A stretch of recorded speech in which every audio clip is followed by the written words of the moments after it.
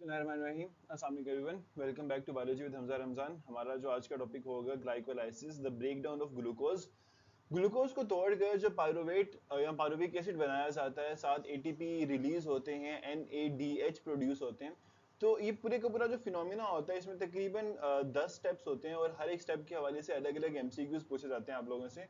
तो सबसे पहले एमसीक्यूज की बात करते हैं कि which of the following enzyme is responsible for the conversion of glucose to glucose 6 phosphate in glycolysis. सबसे पहला स्टेप होता है इस पूरे के फिनोमिना का। अभी इसको अगर आप लोग पढ़कर खुद से इसका आंसर गेस करते हैं, देन मैं आप लोगों को बताता हूँ कि अब यहाँ पे बेसिकली फॉस्फोराइलेशन हो रही है। ग्लूकोज को ग्लूकोज 6 फॉस्फेट में कन्वर्ट किया जा रहा है, यानी कि ग्लूकोज में कार्बन नंबर 6 के ऊपर एक फॉस्फेट का ग्रुप ऐड किया जा रहा है। अब फॉस्फेट का ग्रुप एक मॉलिक्यूल से उठाकर दूसरे मॉलिक्यूल में ट्रांसफर करने का जो काम होता है, वो एंजाइम जो करते हैं उनको हम कहते हैं काइनेज एंजाइम। एक तो एंजाइम्स के जो नाम है ना, उनके हवाले से ये चीज बड़ी प्यारी है कि एंजाइम का नाम उसके सबस्ट्रेट या उसके फंक्शन की बेस पे हम लोग रखते होते हैं। तो यहाँ पे काइनेज एंजाइम जो होंगे, वो एंजाइम क्या करेंगे कि उन्होंने फॉस्फेट को ट्रांसफर करना है। लेकिन हेक्सोकाइनेज, फोस्फोफ्रुक्टोकाइनेज या पाइरुवेट काइनेज में से कौन सा वाला एंजाइम होगा जो कि ये वाला काम कर रहा होगा? तो अब अगर गौर करें तो फोस्फोफ्रुक्टोकाइनेज ने फ्रुक्टोज के ऊपर जो है ना वो फॉस्फेट का ग्रुप अटैच करना होगा, तो ये तो नहीं होगा।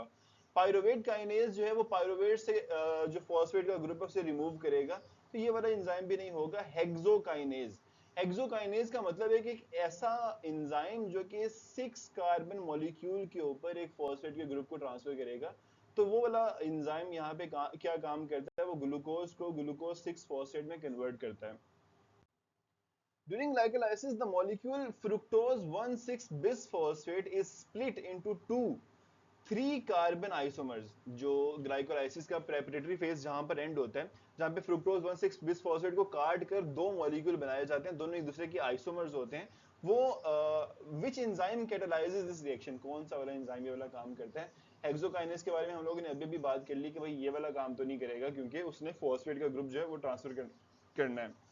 उसके बाद जो फ्रुक्टोज 1,6 बिसफॉस्फेट को स्प्लिट करने वाला एंजाइम होगा, that enzyme is going to be aldolase. इसके बारे में अगर आप लोगों ने लेक्चर जो है वो अटेंड नहीं किया हुआ, तो उसका जो आई कार्ड ऊपर शो होगा उसको लाजमी देखिएगा। ट्राइयोज फॉस्फेट आइसोमरेज क्या करता है, वो ग्लिसरल्डिहाइड 3 फॉस्फेट और डाईहाइड्रोक्सी एसीटोन फॉस्फेट को आपस में कन्वर्ट करता है, इंटर कन्वर्ट करने का काम कर रहा होता है। Which of the following statements correctly describes the oxidative phase of glycolysis? Oxidative phase जो है glycolysis का क्या होगा कि it involves the phosphorylation of glucose? नहीं, oxidative phase के अंदर वहां से एनर्जी निकाली जा रही होगी। It generates ATP and NADH? Yes. जब भी किसी मॉलिक्यूल की ऑक्सीडेशन होती है तो वहां से एनर्जी निकाली जाती है, ठीक है। तो ग्लाइकोलाइसिस के अंदर दो फेज होते हैं, प्रेपरेटरी फेज और यील्डिंग फेज। जो यील्डिंग फेज है वो ऑक्सीडेटिव फेज होता है, जब वहां से एटीपी और एनएडीएच प्रोड्यूस हो रहे होते हैं। ये याद रखिएगा, एनएडीपीएच प्रोड्यूस नहीं होता, वो फोटोसिंथेसिस में प्रोड्यूस होगा। एनएडीएच जो है वो रेस्पिरेशन में प्रोड्यूस होता है।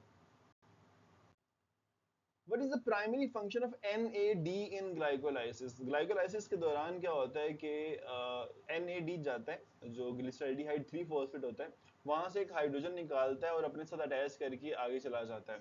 और वो जो ग्लिसरल्डिहाइड 3 फॉस्फेट था उसे 1,3 बिस फॉस्फोग्लिसरेट में कन्वर्ट कर दिया जाता है। तो NAD क्या काम करता है? सिंपली उसने एक इलेक्ट्रॉन को एक्सेप्ट करके अगले स्टेप में ले जाना है, ताकि वहां पे जाके उस इलेक्ट्रॉन की एनर्जी को यूज किया जाए। It is an electron career. जो एनएडी है वो एक इलेक्ट्रॉन कैरियर का काम करता है हमेशा। इसने फॉस्फेट के ग्रुप को ट्रांसफर नहीं करना, एक एंजाइम के तौर पे भी काम नहीं करता, but it acts as an electron carrier. वो एक इलेक्ट्रॉन कैरियर का काम करता है।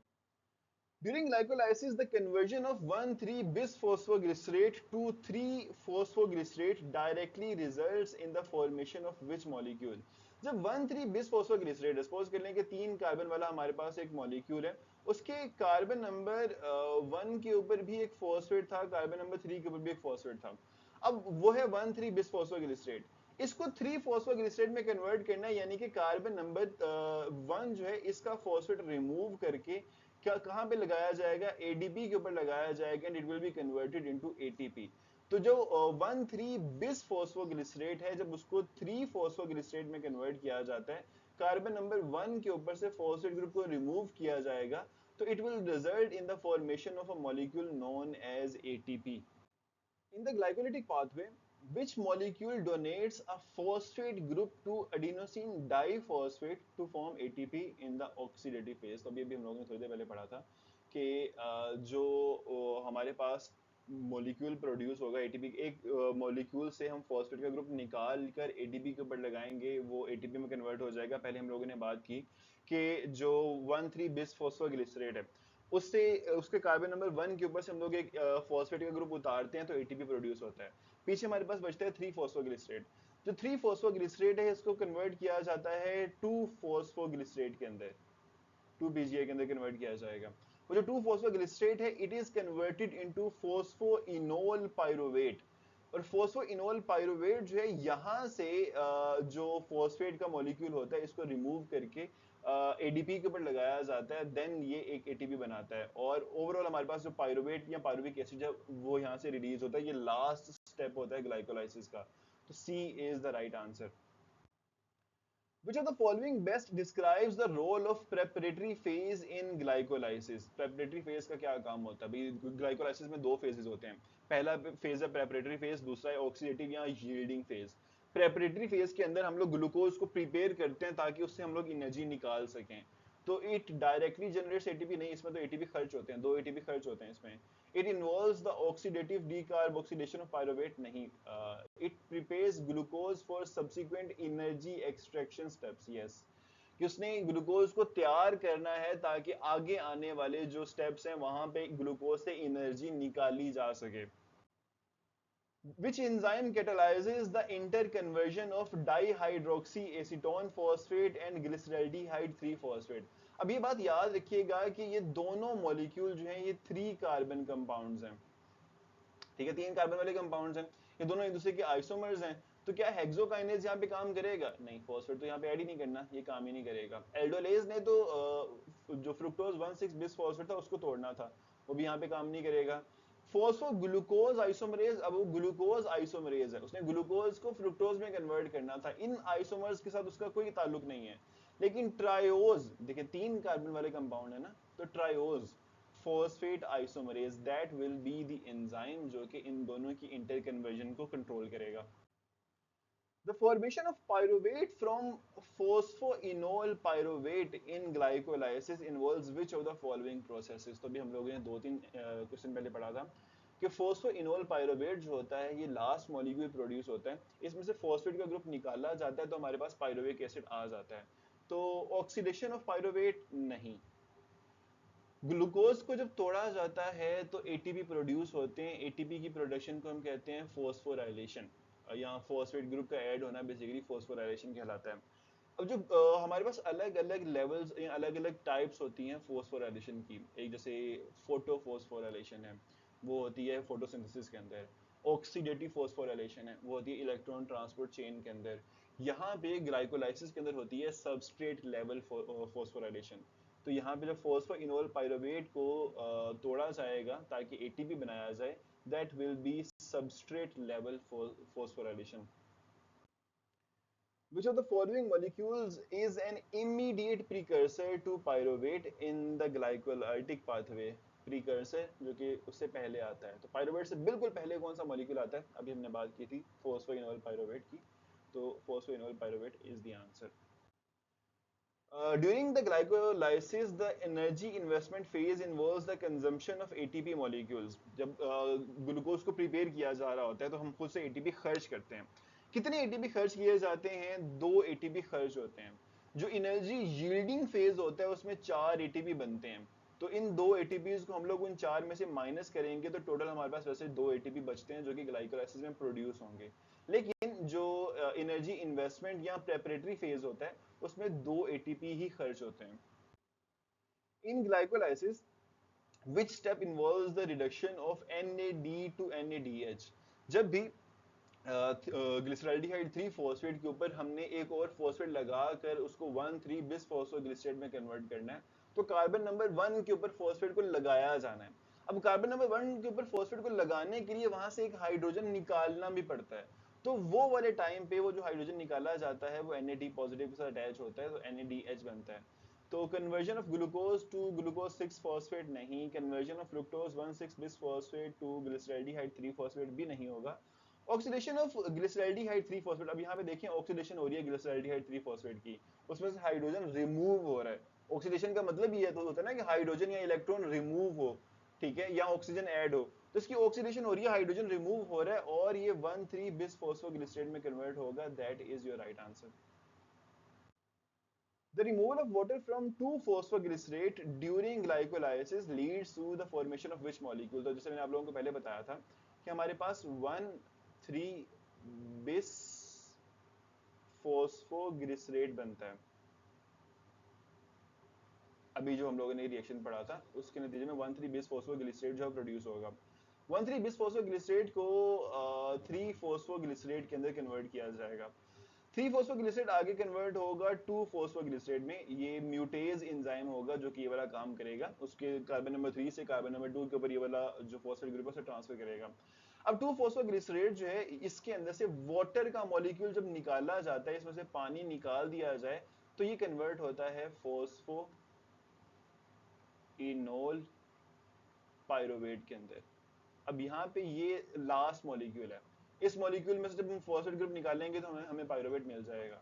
तो phosphoenol pyruvate is the answer. Which of the following best describes the function of the enzyme phosphofructokinase in glycolysis? तो जरा गौर कीजिएगा, काइनेज एंजाइम है, उसने फॉस्फेट ग्रुप ट्रांसफर करना है, कौन से मॉलिक्यूल के ऊपर फॉस्फेट ग्रुप ट्रांसफर करना है? फोस्फोफ्रुक्टोज के ऊपर, कि एक ऐसा फ्रुक्टोज मॉलिक्यूल जिसके ऊपर पहले से एक फॉस्फेट ग्रुप अटैच्ड है, उसके ऊपर एक और फॉस्फेट ग्रुप उसने ट्रांसफर करना है। तो जो हमारे पास फ्रुक्टोज 6 फॉस्फेट होता है उसको फ्रुक्टोज 1,6 बिस फॉस्फेट में कन्वर्ट करना होता है, तो it converts fructose 6 phosphate to fructose 1,6 bis phosphate. That is the right answer. In glycolysis, which molecule is formed immediately after the enzymatic splitting of fructose 1,6 bisphosphate? तो जब हम लोग fructose 1,6 बिस्फोस्फेट को तोड़ते हैं तो कौन से मॉलिक्यूल प्रोड्यूस होते हैं? हम थोड़ी देर पहले पढ़ के आए हैं कि 3 कार्बन वाले 2 आइसोमर प्रोड्यूस होते हैं जिनको ट्रायोज फॉस्फेट आइसोमरेज एक दूसरे के अंदर कन्वर्ट भी कर सकता है। जरा गैस करें यहाँ पे, क्या ग्लूकोज एक 3 कार्बन वाला कंपाउंड है? नहीं। 2 फॉस्फोग्लिसरेट तो 3 कार्बन वाला कंपाउंड है लेकिन वो यहाँ पे प्रोड्यूस नहीं होगा। ग्लिसरैल्डिहाइड 3 फॉस्फेट या G3P और डाईहाइड्रोक्सी एसीटोन फॉस्फेट जो है वो प्रोड्यूस होगा। ये दो मॉलिक्यूल प्रोड्यूस होते हैं। Which enzyme in glycolysis is responsible for converting 2-phosphoglycerate to phosphoenol pyruvate? जो 2-phosphoglycerate है इसको phosphoenol pyruvate के अंदर कन्वर्ट करने वाला जो एंजाइम होता है, अगर आप इन तमाम एंजाइम के नाम को पढ़ें, इनोलेज को फिलहाल छोड़ दें क्योंकि वही आंसर है हमारे पास, लेकिन हेक्सोकाइनेज उसने एक कार्बन 6 कार्बन कंपाउंड के ऊपर एक फॉस्फेट ट्रांसफर करना था, ये तो नहीं होगा। फॉस्फोग्लिसरेट म्यूटेज उसने 3 फॉस्फोग्लिसरेट को कन्वर्ट करना है 2 फॉस्फोग्लिसरेट में, म्यूटेज एंजाइम ये वाला काम कर रहा है। पाइरुवेट काइनेज जो है वो फॉस्फोइनोल पाइरुवेट में से पाइरुवेट को निकाल कर उसको एटीपी के ऊपर लगा, सॉरी फॉस्फोइनोल पाइरुवेट में से फॉस्फेट को निकाल कर एटीपी बनाता है, तो ये वाला एंजाइम भी यहाँ पे नहीं होगा। तो इनोलेज एंजाइम हमारे पास एंजाइम होता है जो कि यहाँ से वाटर को एक्सट्रैक्ट करने का काम करता है। What is the net gain of ATP molecule for each molecule of glucose that undergoes glycolysis? तो भाई देखिए, नेट गेन की बात की जा रही है, ओवरऑल जो हमें एटीपी हासिल होते हैं, तो प्रेपरेटरी फेज में तो 2 एटीपी माइनस हो जाते हैं, टोटल 4 एटीपी हमारे पास प्रोड्यूस होते हैं। तो अगर हम 2 माइनस को कर दें 4 प्लस करें तो एट द एंड हमारे पास 2 एटीपी ही बचते हैं, तो 2 एटीपी प्रोड्यूस होते हैं यहाँ पे। What is the end product of glycolysis under aerobic condition in muscle cell? जब हमारे पास मसल सेल के अंदर एनारोबिक कंडीशन हो रही है, एनारोबिक कंडीशंस होती हैं जिसमें ऑक्सीजन जो है वो खत्म हो जाती है। नॉर्मली हमारे मसल्स में ऑक्सीजन तो होती है, लेकिन एक टाइम आता है जिसमें ऑक्सीजन जो है वो खत्म हो जाती है जब हम बहुत ज्यादा एक्टिविटी परफॉर्म कर रहे होते हैं, तो इसकी वजह से लैक्टिक एसिड या लैक्टेट प्रोड्यूस होता है जिसकी वजह से हमें खलियां पड़ती हैं और वो पेन करते हैं, मसल्स जो है वो पेन करते हैं। In glycolysis, which enzyme is responsible for the direct generation of ATP from ADP through substrate level phosphorylation. तो ये हम लोग ने थोड़ी देर पहले भी पढ़ा था कि फोस्फोइनोल पायरोवेट में से जब हम फॉस्फेट निकाल कर एडीपी के ऊपर लगाते हैं, एटीपी बनता है, that is called substrate level phosphorylation. अब वो कौन सा मॉलिक्यूल करता है, कौन सा एंजाइम ये वाला रिएक्शन जो है कैटालाइज करता है, इस एंजाइम का नाम होता है पायरुवेट काइनेज। उसने पायरुवेट के ऊपर से उस फॉस्फेट के ग्रुप को उठाकर दूसरे मॉलिक्यूल के ऊपर लेकर जाना है। बाकी तीनों एंजाइम्स का काम हम लोग पहले पढ़ चुके हैं। तो this is the enzyme. Which of the following statement about glycolysis is true? Glycolysis occurs in mitochondria. नहीं, साइटोप्लाज्म में होती है। Glycolysis produces a net gain of 8 ATP। नहीं भाई, दो प्रोड्यूस होते हैं, वैसे 4 बनते हैं, उनमें से 2 कंज्यूम होते हैं, तो हमारे पास 2 ही बचेंगे। The end product of glycolysis is acetyl coenzyme A। नहीं, glycolysis के end product में प्रोड्यूस होता है पायरुवेट, उसको ऑक्सीडाइज किया जाए देन acetyl coenzyme A बनता है। Glycolysis can proceed under anaerobic conditions। Glycolysis दोनों environments में हो सकती है, aerobic conditions हो या anaerobic conditions हो। एरोबिक कंडीशंस में पायरुवेट को ऑक्सीडाइज करके एसिटाइल कोएंजाइम में बन जाता है, लेकिन एनएरोबिक कंडीशंस में पायरुवेट से या तो अल्कोहल प्रोड्यूस होगी या लैक्टिक एसिड प्रोड्यूस होगा, डिपेंडिंग अपॉन द ऑर्गेनिज्म जिसके अंदर वो काम हो रहा है। लेकिन एरोबिक और एनएरोबिक कंडीशंस दोनों में ग्लाइकोलाइसिस होती है। तो बच्चों, this was it for today. अगर कोई भी कॉन्सेप्ट आप लोगों को क्लियर नहीं हुआ, कोई भी चीज़ आप लोगों को समझ नहीं आई, तो मुझे कमेंट सेक्शन में ज़रूर बताइएगा। इस वीडियो को अपने दोस्तों के साथ लाजमी शेयर कीजिएगा। इंशाल्लाह आपसे नेक्स्ट वीडियो में मुलाकात होगी, तब तक के लिए टेक केयर, अल्लाह हाफिज़।